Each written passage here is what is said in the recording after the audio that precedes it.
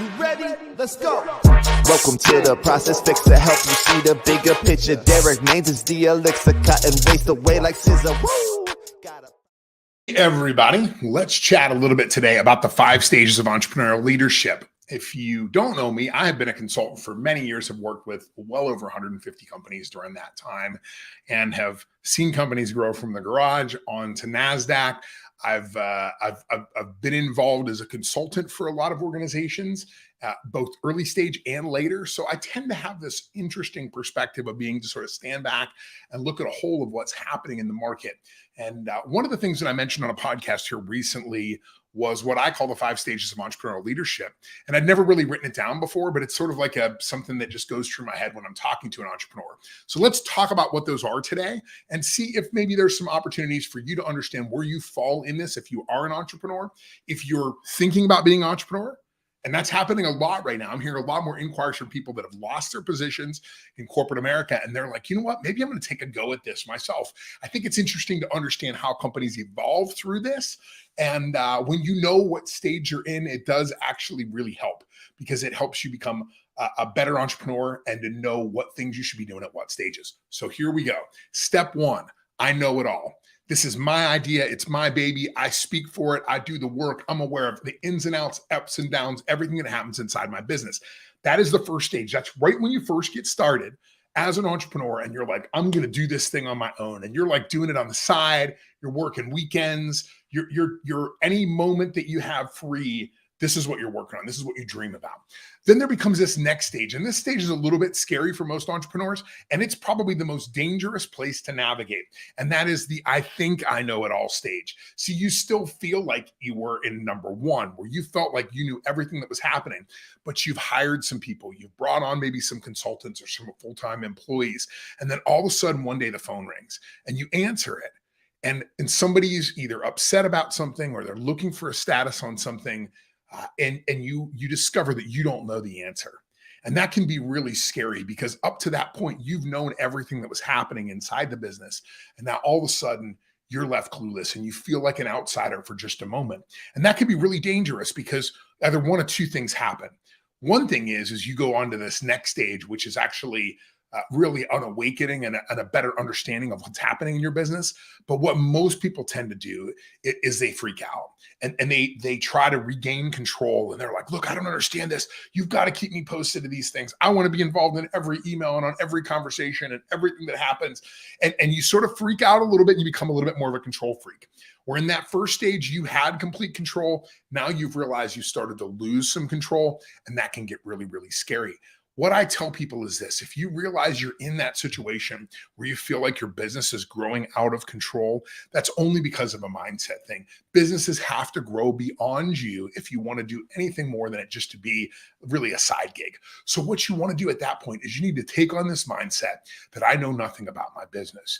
You'll start to recognize that maybe you have a little bit of imposter syndrome. You're like, I'm not really totally sure how I got here, but I am here now. And I have to realize that this thing is bigger than me. And I have to understand that there's parts of the business that I'm never going to completely understand. And there's parts of the business that I can manage. There's parts of the business I can delegate. And there's things that I have to do and things that other people have to do. So you start to lose, even though you realize you don't know everything, you actually start to gain control over things because of that. So at that point, you really will start to do things like join CEO roundtables. That's the stage where you might start hiring consultants, or you get a coach or an advisory board, or you start to bring on a board because you need all these other different opinions from people that have been there before and that actually know the next steps and how these things are going to start to work. So we've talked about the 3 steps: the I know it all stage, the I think I know it all stage, but the surprise that you don't, the I know nothing stage, where you sort of deconstruct all your beliefs about what you believe about your business. And then you start to reconstruct those things underneath this new framework of this is bigger than me. I need to include people in it. I need to lose control on certain things and maintain my control on others. Then becomes the next piece. And this is where I think we all want to try to get to. You become the expert and your people become experts. So the work inside the company is divided among the people, and you focus on the things that you're really, really good at, the things that only you can do, the secret sauce that you bring to the equation, and they become masters at the things that they're good at. The interesting thing is where price in the first couple of stages is usually really important. You're competing on price. You're trying to beat somebody else out in the marketplace. When you hit that I'm an expert and my people are experts stage, you get a little bit cocky and you don't have to worry as much about price because people aren't buying from you just because of price. Some of the other indicators that you're in this stage is you're writing for industry publications where maybe magazines are reaching out to you or podcasts are reaching out to you or online blogs, web series are reaching out and saying, hey, could you be a guest here? That's because people are seeing your success and seeing how you're managing the business, how you're growing the business, and they want to be a part of that. They want to learn from you at that stage and allow you to sort of promote the things that are happening in your business. Now, I'm going to warn you, when you're in this stage and it's your first time in this stage, this can be really difficult for you personally because many times the people you're friends with up to that point, hey, you're at the barbecue, hey man, how's the business going? And you're like, oh, it's going good. I just hired my first person. All those kind of things that maybe they couldn't relate to, but maybe they could because they were like, oh yeah, that sounds cool. They're sort of seeing you as a small business. Now you start to reach this point where you start to hold back from your friends. When your friends are like, hey, tell me a little bit about what's going on with your business. You don't talk about the deep stuff, the business problems, the challenges with cash flow, the personnel things. Why? Because they won't understand those things. They've never had to live through them and deal with them. So you find that when you are at that barbecue and you start to explain that thing, their eyes sort of gloss over and they're like, I'm not totally sure what he's talking about. And they'll usually change the subject and move on. So most of your old friends really can't relate to this sort of new position that you've come into where you're actually becoming an expert in business. Now, most businesses never really make it to this next stage. And candidly, most companies sell around this stage. That's probably that 10, maybe to $20 million, $50 million range. Then you hit that next piece, and that's the I am a leader stage. And that's where you have really a very small amount to do with the day-to-day operations of your business, but you really are making the market. You're focused on the overall market. You're thinking about the strategic direction. You maybe are meeting with regulators or even competitors looking for opportunities. You're meeting with bankers, local politicians, other people in larger scales of the market. Maybe you're in a tile business. You're meeting with tile people like you that work in other areas of the country that aren't maybe direct competitors, but you're working on understanding the trends of the market and how things are working.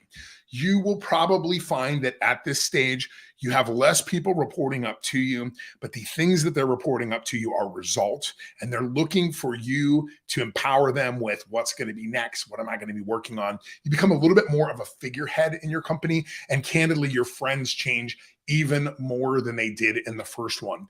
Now, all of a sudden, the social conversations you're having are not the old social conversations about how was the game last night. It's not about the neighborhood, over the fence talk. It's much more deep, and you're seeking out conversations and network opportunities with people that are like you, that are in a similar stage as you are. Or if you're really, really smart, you're trying to always be the dumbest person in the room. You're trying to surround yourself with really successful people that you can emulate and look up to and that have connections. If you're a $50 million business at this point, you're trying to go to conventions and things with people that are $500 million businesses, and you're trying to understand the things that they're doing, and you're trying to think about the world through their eyes. So again, all the 5 stages go like this. I know it all. That's the first stage. You're sort of a solo entrepreneur. I think I know it all. Where you start to hire some people, but you still have a really high level of control over the business. The next is this deconstruction moment. Boy, I know nothing.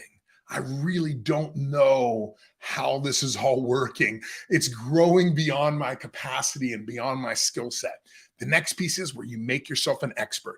You find the piece in your business where you're irreplaceable, and you make yourself the expert in that, and you surround yourself with other people that can be experts in the others.